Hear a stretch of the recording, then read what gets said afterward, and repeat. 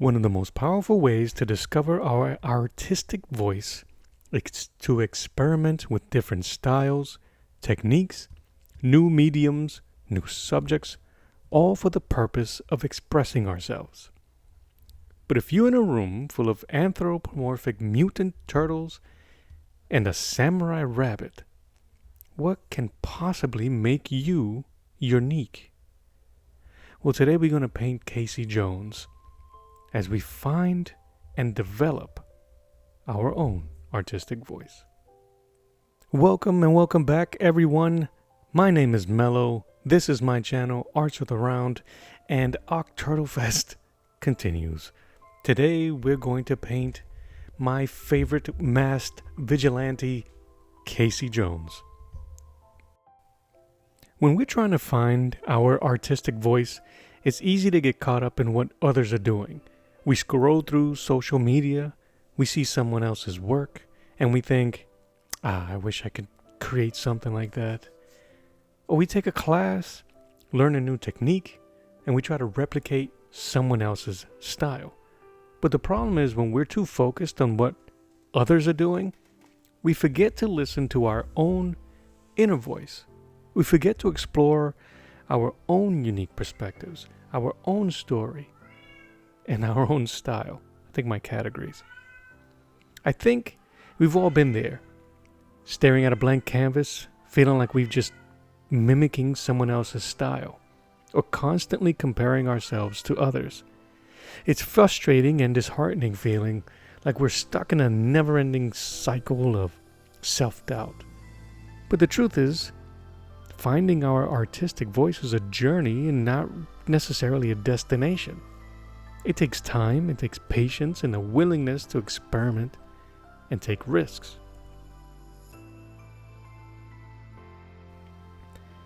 Comparison is the killer of creativity, and it's something that I've struggled with myself.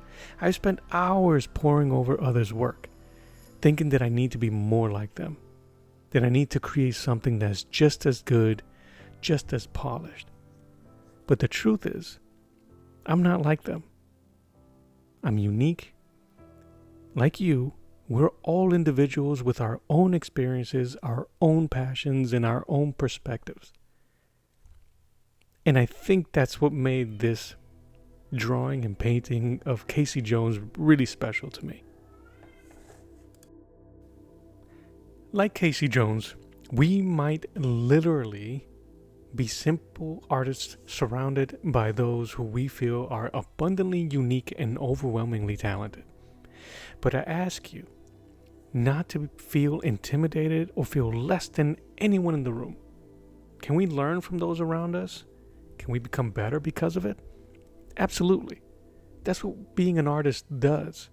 We gravitate and we absorb all types of techniques and mannerisms of those we study, and then we put our own spin to it.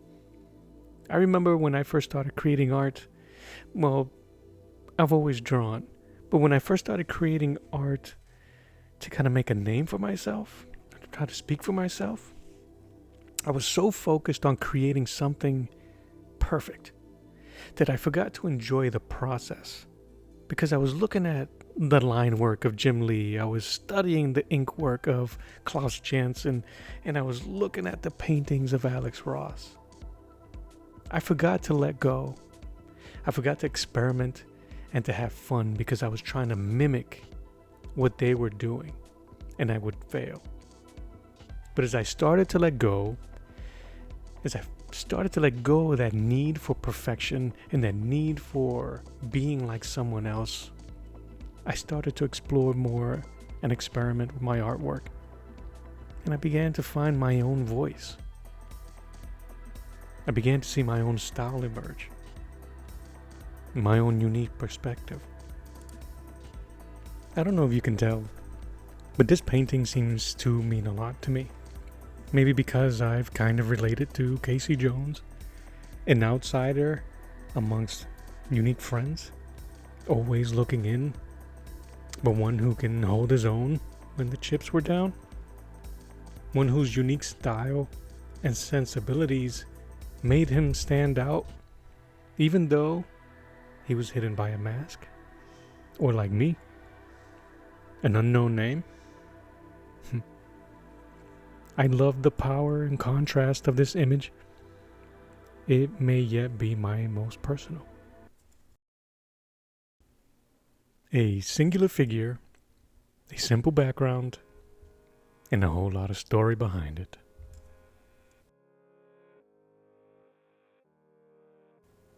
You know, I wasn't expecting to embark on a journey of self-exploration when I came up with the idea of this painting, but it was in the quiet part of creation where my inner voice began to speak to me, and I'm glad I listened.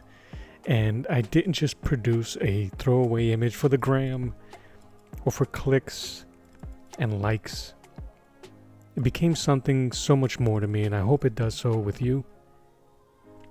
Because when we tap into our unique perspectives and our own stories, that's when we start to create art that truly, truly resonates with others, no matter the subject.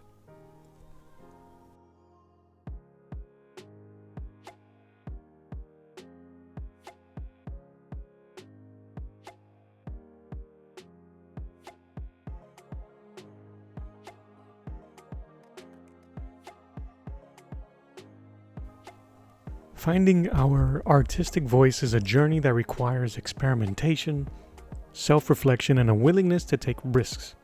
It's about embracing our uniqueness, our imperfections, and more importantly, our own story. So I encourage you to keep exploring, keep experimenting, and most importantly, keep listening to your inner voice. So that's it. That's Casey Jones. Painted in gouache, very moody. Thanks for joining me on this journey of discovering my own artistic voice. If you've struggled with finding your own voice, I'd love to hear about it in the comments below. And if you're looking for more content on creative growth and artistic techniques, be sure to check out my other videos. Thank you so much for watching. Thank you so much for hanging out with me. It's greatly appreciated. My name is Mello. As always, draw you later. Bye-bye.